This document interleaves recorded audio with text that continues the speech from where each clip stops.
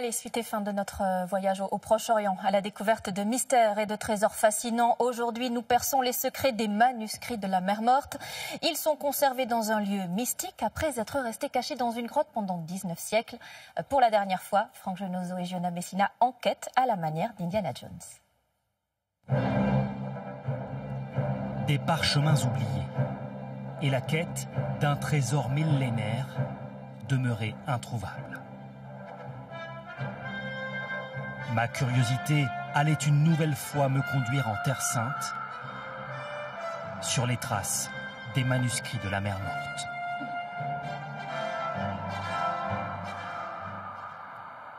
À Jérusalem, on dit parfois que c'est l'endroit le plus sûr de la ville. Ce dôme futuriste a, dit-on, été conçu pour résister aux tremblements de terre et aux bombardements. On l'appelle le sanctuaire du livre, l'écrin qui accueille les manuscrits de la Mer Morte. Quand vous entrez dans ce merveilleux bâtiment, vous entrez en quelque sorte dans le Saint des Saints.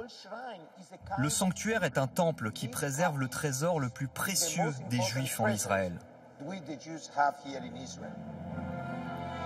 Rédigés 200 ans avant la naissance du Christ, ces manuscrits, en hébreu, en grec ou en araméen, la langue de Jésus, ont bouleversé notre connaissance des premiers textes bibliques.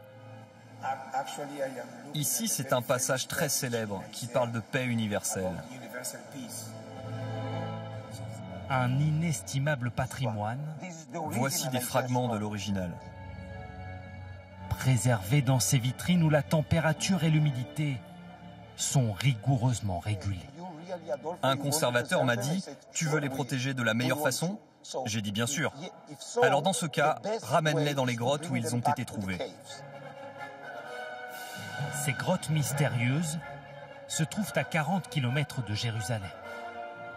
Sur les bords de la Mer Morte, dans ces collines escarpées qui cernent le désert de Judée. Pourquoi les manuscrits ont-ils été entreposés dans un endroit si difficile d'accès ? Peut-être pour éviter leur destruction, disent les experts, alors que les armées romaines approchaient de Jérusalem il y a 2000 ans. C'est ici qu'ils ont caché les manuscrits, en pensant qu'ils les récupéreraient quand ça irait mieux à Jérusalem. La cachette a tenu 19 siècles, jusqu'à ce que deux bédouins découvrent le trésor en cherchant une de leurs chèvres égarées, il y a 70 ans. Dans des grottes à l'ombre, dans des jarres, tout ce côté hermétique a fait que ces manuscrits ont pu se garder. Il y a 30 fois plus de sel dans la Mer Morte que dans n'importe quelle mer. Il y a de l'iode partout, qui a fait que ces manuscrits ont pu se garder comme ça pendant 2200 ans. Depuis, la plupart des parchemins retrouvés ont rejoint le musée d'Israël, à Jérusalem. Sévèrement morcelés, la plupart du temps. Quand on pense manuscrits, on imagine de grands parchemins qu'on peut dérouler. Mais en réalité, ce sont des milliers de fragments. Et parfois même de fragments microscopiques. Patiemment nettoyés, les fragments sont prêts pour l'étape suivante. Ils vont être immortalisés grâce à cette caméra unique au monde, conçue au départ pour les scientifiques de la NASA.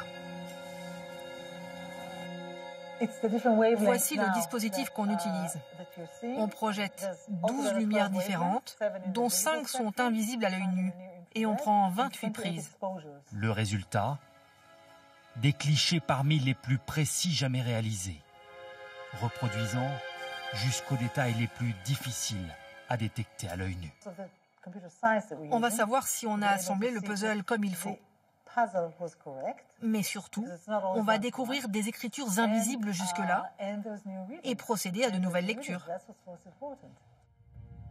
Une base de données partagée ensuite dans le monde entier via Internet. Parmi ces centaines d'écrits archivés, un texte antique en particulier alimente les fantasmes. Le numéro 3Q15, le seul gravé sur un rouleau de cuivre conservé en Jordanie. Il parle de trésors, qu'il y aurait 63 trésors du temple de Jérusalem de l'époque du Second Temple, qui ont été cachés un petit peu partout. Des kilos et des kilos d'or, d'argent, de cuivre, des choses qui avaient de la valeur à l'époque et aujourd'hui. ça fait un côté quand même mystique, ça fait un côté aventurier de se dire qu'ici, il y a peut-être des trésors qui ont 2300 ans, qui sont cachés. Dans le désert de Judée, personne n'a jamais mis la main sur ces trésors supposés. Et pour cause, si les lettres gravées sur le rouleau rappellent l'hébreu antique, le vocabulaire et l'orthographe utilisés s'en éloignent, suggérant l'emploi d'une langue inconnue ou d'un langage codé. Carte au trésor ou antique canular, les manuscrits de cuivre ne feraient pas ma fortune cette fois.